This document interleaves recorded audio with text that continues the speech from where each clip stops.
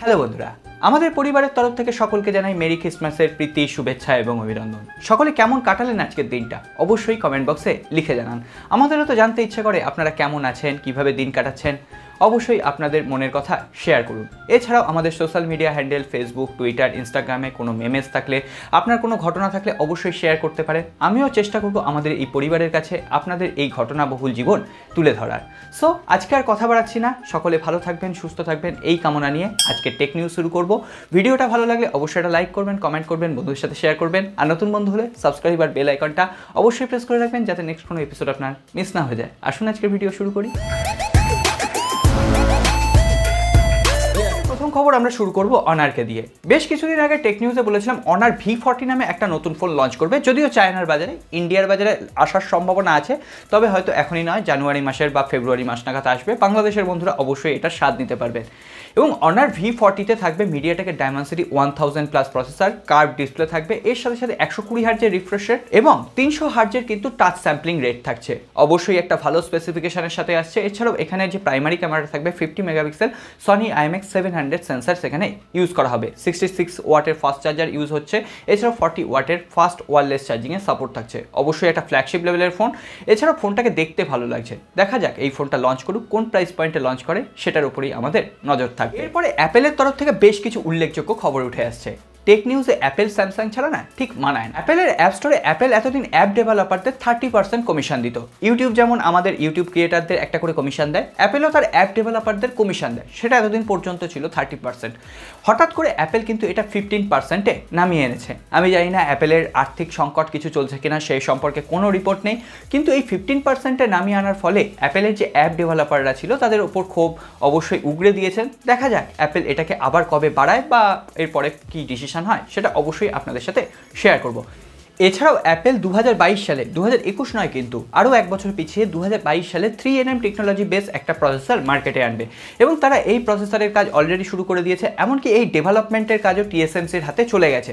তো সেক্ষেত্রে TSMC এবং যে আর্কিটেকচারটা তৈরি হবে সেটা তৈরি করবে ARM এবং তৈরি করবে প্রসেসর TSMC, আর্কিটেকচার ARM, কিন্তু অ্যাপেলের নাম নিয়ে আসবে। হতে পারে এটা অ্যাপেলের Bionic 15 চিপসেট এবং বিজ্ঞানের ভাষায় এটাই সব থেকে লোয়েস্ট NM টেকনোলজি, অর্থাৎ 3 ন্যানোমিটার টেকনোলজির নিচে কিন্তু আর কোনো রকম প্রসেসরের বেস তৈরি হওয়া সম্ভব নয়। হ্যাঁ, এখানে যদি আর কোনো রকম গিমিক কাজ না করে তাহলে 3nm টেকনোলজিটাই সব থেকে নিচে থাকবে।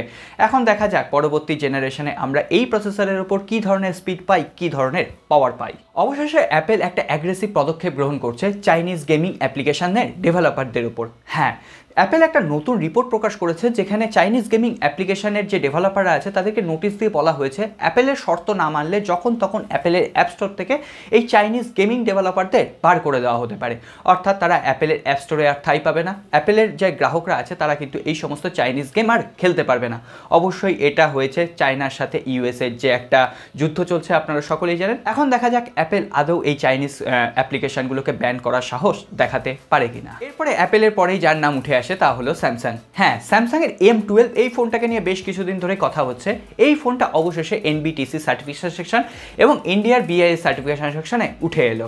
স্যামসাং গ্যালাক্সি M12 এটা 12,000 টাকা প্রাইস রেঞ্জে একটা ফোন হবে। Exynos 850 প্রসেসর থাকবে, ট্রিপল রেয়ার ক্যামেরা থাকবে এবং আশা করা হচ্ছে অ্যামোলেড ডিসপ্লেও স্যামসাং এখানে প্রোভাইড করতে পারে। আমরা সকলেই জানি স্যামসাংয়ের পরবর্তী জেনারেশনের ফোল্ডিং ফোন হবে 3 ভাঁজ করা ফোল্ডিং ফোন। এটা নিয়ে আমাদের কিন্তু আগ্রহের শেষ নেই। আজকে এই ফোনটার একটা রেন্ডার সামনে এসছে, খুবই অসাধারণ দেখতে লাগছে। তবে এটা কিন্তু রেন্ডার্স, এটার সঙ্গে যে বাস্তবে মিল পাবেন এর কোনো মানে নেই। তবে এই রেন্ডার্সের সঙ্গে স্যামসাং যদি তাল মিলিয়ে স্যামসাং ফোল্ড 3 তৈরি করতে পারে তাহলে তো কিছু বলারই নেই। এখানে দেখতেই পাচ্ছেন যে ডিসপ্লেটা তৈরি করা হয়েছে, চারিদিকে ভাঁজ করা আছে। এছাড়াও 3টে ভাঁজে ফোনটা খুলছে, অসাধারণ দেখতে লাগছে। এছাড়াও ফোল্ডেবল ফোন নিয়ে একদম শেষের দিকে ওপো কিছু পেটেন্ট ফাইল করেছে, শাওমি কিছু পেটেন্ট ফাইল করেছে, সেগুলো নিয়ে বলবো, একটু ভিডিওটা ধৈর্য ধরে দেখুন আর কি। এবং এই ফোনটায় দেখুন রেয়ার প্যানেলে 4টে ক্যামেরা দেখা যায়, ইন ডিসপ্লে ফিঙ্গারপ্রিন্ট স্ক্যানার থাকবে আশাই করা যায়। তবে এটা অবশ্যই 2 লাখ টাকার উপরের একটা ফোন। আমরা গরিব মানুষ এটাকে নিয়ে ভেবে চিনতে কোনো লাভ নেই, হাতে নিতে পারবো না। তবে এটার ইনোভেশনের স্বাদ অবশ্যই আমরা নিতে পারবো। আসি MI এর ফ্ল্যাগশিপ লেভেলের সিরিজ MI 11 এর খবরে। আপনারা সকলেই জানেন 28 তারিখ এটা লঞ্চ করতে চলেছে। এটাকে নিয়ে অলরেডি হাইপ চলছে এবং ফোনটাকে দেখতে কিন্তু সিম্পলের ওপর খুব খুবই সুন্দর দেখতে লাগছে এবং আকর্ষণীয় কালার ভ্যারিয়েন্ট আছে অবশ্যই বলতে হয়। আজকে শোনা যাচ্ছে এই ফোনটার চারিদিকে কার্ভ ডিসপ্লে থাকবে। হ্যাঁ, আমরা অলরেডি জানি যে কার্ভ ডিসপ্লেতে বিভিন্ন প্রবলেম হয়, এখানে টাচ রেসপন্সের প্রবলেম হয়, বিভিন্ন ধরনের টাচ ইস্যু থাকে। এখন দেখা যাক Xiaomi যদি এগুলোকে ঠিকঠাকভাবে রিপেয়ার করে একটা সুন্দর কার্ভ ডিসপ্লে সহ আমাদের Mi11 তুলে দিতে পারে এবং সবথেকে বড় কথা ঠিকঠাক প্রাইস পয়েন্টে তুলে দিতে পারে, তাহলে অবশ্যই আমরা অধীর আগ্রহে ইন্ডিয়ার বাজারে ওয়েট করে আসি প্রসেসরের কথায়। হ্যাঁ, আপনারা সকলেই জানেন মিডিয়াটেকের সঙ্গে কোয়ালকমের যে ঝগড়া সেটা চিরকালীন। একবার মিডিয়াটেক এগিয়ে যায়, একবার কোয়ালকম এগিয়ে যায়। যদিও মিডিয়াটেক এই পর্যায়ে ছিল না, মিডিয়াটেকের প্রসেসরে অনেক প্রবলেম ছিল, ওভারহিট হতো, ব্যাটারি ড্রেন বেশি হতো, আমরা কেউই মিডিয়াটেকের প্রসেসর ইউজ করতে চাইতাম না। হ্যাঁ, সেদিক থেকে অনেক বেশি এগিয়ে ছিল কোয়ালকম। অবশেষে মিডিয়াটেকই কিন্তু এই রেজাল্টটা অনেকটা পাল্টে ফেললো। হ্যাঁ, Q3 2020 অর্থাৎ লাস্টের 3 মাস 2020 সালে কিন্তু সব থেকে বেশি বিক্রি হয়েছে মিডিয়াটেকের প্রসেসর। মিডিয়াটেকের প্রসেসর তো আপনারা কিনবেন না, মিডিয়াটেকের প্রসেসরওয়ালা কোনো স্মার্টফোন। আমরা দেখেছি বাজেট ক্যাটাগরিতে কোয়ালকম স্ন্যাপড্রাগনের থেকে মিডিয়াটেকের প্রসেসর কিন্তু বেশি চলেছিল। এটা চলেছিল শুধুমাত্র যে মিডিয়াটেকের প্রসেসর আমরা ইউজ করতে পছন্দ করছি এমনটা নয়, মিডিয়াটেকের প্রসেসর স্মার্টফোন কোম্পানিগুলো কম পয়সায় কিনতে পারছিল। এটা নিয়ে অলরেডি আমি একটা ভিডিও বানিয়েছি, কেন মিডিয়াটেকের প্রসেসর কোয়ালকমের থেকে এগিয়ে যাচ্ছে এবং কোয়ালকমের প্রসেসর কেন স্মার্টফোন কোম্পানিগুলো ইউজ করছে না। এর পেছনে অনেক কারণ আছে, এটা নিয়ে একটা ভিডিও আছে, আই বাটনে লিঙ্ক দিলাম, ডেসক্রিপশন বক্সে লিঙ্ক দিলাম, অবশ্যই একবার দেখে নেবেন, আপনারা বুঝতে পারবেন। পরে আসি পোকোর খবরে।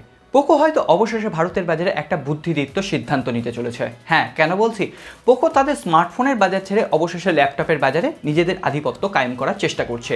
পোকো আজকে ভারতের যে BIS সার্টিফিকেশন সেকশন আছে সেখানে আরও একটা নতুন ল্যাপটপের ব্যাটারি কিন্তু এনলিস্টেড করে দিয়েছে। অলরেডি আমরা একটা দেখেছি, এটা একটা, টোটাল 3টে কিন্তু ল্যাপটপের ব্যাটারি পোকোর তরফ থেকে এনলিস্টেড হলো।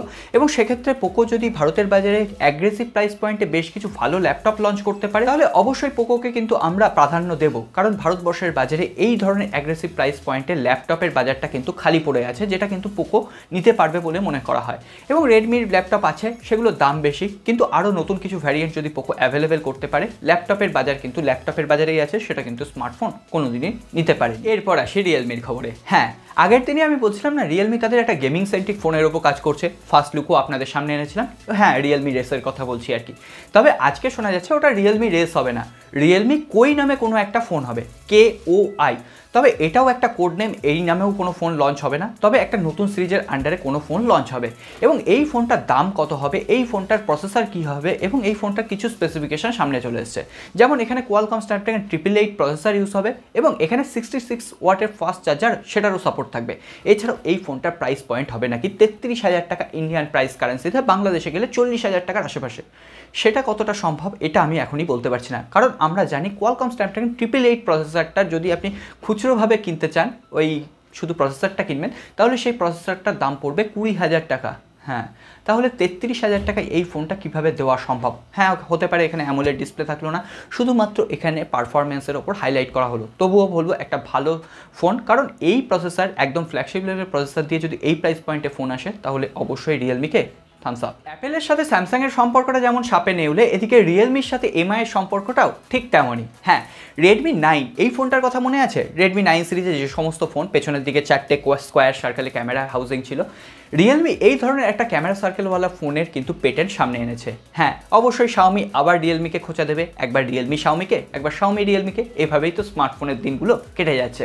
তো সেক্ষেত্রে এখানে 3.5mm হেডফোন জ্যাক আছে, কোয়াড ক্যামেরা সেটআপ আছে, এছাড়াও ডুয়েল সেলফি ক্যামেরা আছে। আমি জানি না এটা কোন সিরিজের ফোন হবে, তবে রিয়েলমি এই ফোনটাকে খুব তাড়াতাড়ি লঞ্চ করতে চলেছে। 8 সিরিজের কোনো ফোন কি মনে হয় অবশ্যই কমেন্ট বক্সে লিখে জানান। এছাড়াও রিয়েলমির আরও একটা নতুন ফোনের পেটেন্ট দেখা যাচ্ছে, আশা করা যাচ্ছে এটা রিয়েলমি X60 সিরিজের কোনো একটা ফোন, এবং এই পেটেন্ট থেকে আমরা দেখতে পাচ্ছি কোয়াড ক্যামেরা সেটআপ রয়েছে এবং ইন ডিসপ্লে ফিঙ্গারপ্রিন্ট স্ক্যানার, কোনো রকম 3.5mm হেডফোন জ্যাক নেই। দেখতে খুব একটা আকর্ষণীয় কিন্তু আমার কাছে লাগেনি। এই সেই পুরনো ক্যামেরা হাউজিং রয়েছে, কেমন দেখতে লাগছে এটা সম্পর্কে যদি আবার কোনো খবর পাই অবশ্যই জানাবো, এবং এই তথ্যটা আমরা পেয়েছি গেজেস ডেটার রিসেন্ট টুইটার হ্যান্ডেল থেকে। এরপর আসি Xiaomiর ফোল্ডিং ফোনের খবরে। প্রথমে বলেছিলাম না এক্সক্লুসিভ কিছু ফোল্ডিং ফোনের খবর রয়েছে শুধুমাত্র আপনাদের জন্য। Xiaomi তাদের একটা ফোল্ডিং ফোনের পেটেন্ট ফাইল করেছে এবং একটা লেটেস্ট প্রকাশিত রিপোর্ট অনুযায়ী Xiaomi 2021 সালের মধ্যে 3টে ফোল্ডিং স্মার্টফোন লঞ্চ করবে। আমি জানি না এটার বিশ্বাসযোগ্যতা কতটুকু, কারণ স্যামসাং প্রথম দিকে যখন ফোল্ডিং স্মার্টফোন লঞ্চ করেছিল তখন এক বছরে একটাই লঞ্চ করতে পেরেছিল। অন্যদিকে Xiaomi দাবি করছে তারা 3টে ফোল্ডিং স্মার্টফোন লঞ্চ করবে এবং তার মধ্যে একটা ট্রিপল ভাঁজ অর্থাৎ 3টে ভাঁজ করা ফোল্ডিং ফোনও থাকবে।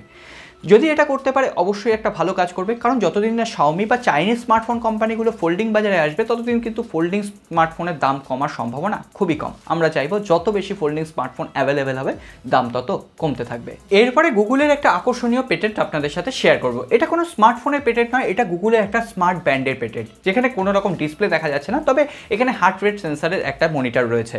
তো সেক্ষেত্রে বলে রাখি এটাও আমরা guesses data recent Twitter handle থেকে পেয়েছি। 2021 সালে হয়তো গুগলও বেশ কিছু আইওটি ডিভাইস এই ধরনের স্মার্ট গেজেটও লঞ্চ করতে চলেছে এবং সেগুলোর অপেক্ষাতেই আমরা দিন গুনছি। শুধুমাত্র স্যামসাং বা Xiaomi নয়, ফোল্ডিং ফোনের ক্ষেত্রে আরও একটা স্মার্টফোন কোম্পানি কিন্তু এগিয়ে যাচ্ছে। আমরা তার নাম ভুলতে বসেছি এবং তার নাম হলো OPPO Find X TOM edition বলে আরও একটা নতুন ফোল্ডিং ফোনের পেটেন্ট ফাইল করেছে, যেটা দেখতে অসাধারণ লাগছে।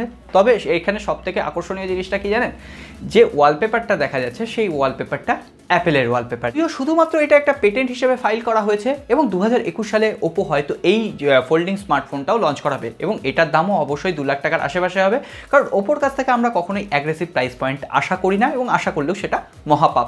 এবং এখানে ট্রিপল রেয়ার ক্যামেরা থাকছে, দেখা যাক এই ফোল্ডিং স্মার্টফোনের জগতে ওপো নিজের ছাপ রাখতে পারে। তো বন্ধুরা আজ এই পর্যন্তই। কেমন লাগলো ভিডিওটি অবশ্যই জানাবেন, ভালো লাগলে একটা লাইক করুন আর খারাপ লাগলে ডিসলাইক বাটনটা প্রেস করে দেবেন, আর নতুন বন্ধু হলে সাবস্ক্রাইব আর বেল আইকনটা অবশ্যই প্রেস করে রাখবেন।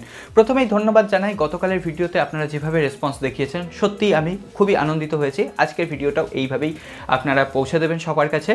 এরপরে এক বন্ধুর কমেন্ট পর্বে আসার পালা। তার আগে বলবো আমাদের social media handle Twitter, Facebook, Instagram যার যেখানে অ্যাকাউন্ট রয়েছে সেখানে গিয়ে একটু ফলো করবেন আমাদের এই বেঙ্গলি কমিউনিটিকে আরও এগিয়ে নিয়ে যাওয়ার লক্ষ্যে। গতকালের পর্বে কমেন্ট করেছেন মজিদুল ইসলাম ভাই, বাংলাদেশে বর্তমান আনঅফিসিয়ালভাবে OnePlus Nord N10 পাওয়া যাচ্ছে। হ্যাঁ, বাংলাদেশে আনঅফিসিয়ালভাবে OnePlus Nord N10 পাওয়া যাচ্ছে 26,000 টাকার প্রাইস পয়েন্টে। হ্যাঁ, এটা কিন্তু একটু ওভার প্রাইসডই লাগছে। এই প্রাইস পয়েন্টে আপনারা অনেক ভালো ফোন বাংলাদেশের বাজারে অ্যাভেলেবেল পেয়ে যাবেন। বাংলাদেশের যেসব ভাই বা বন্ধুরা আছেন তারা কিছু কিছু ক্ষেত্রে লাকি। ইন্ডিয়ার বাজারে কিন্তু আমরা OnePlus Nord N10 ইচ্ছা করলেও কিনতে পারবো না, আপনাদের জন্য রিভিউ আনতে পারবো না যতক্ষণ না সেটা অফিসিয়ালি লঞ্চ হচ্ছে। তো আমি বলবো একটু ওয়েট করে যান, যখন এই ফোনটার প্রাইস পয়েন্ট 25,000 টাকার নিচে আসবে তখন আপনারা কিনতে পারেন এই অক্সিজেন ওয়েস। অবশ্যই একটা ভালো পারফরমেন্স এবং আপনি একটা ভালো এক্সপিরিয়েন্স কিন্তু সেখান থেকে পাবেন। তো আজকে আর কথা বাড়াচ্ছি না, খুব ভালো থাকবেন, নমস্কার।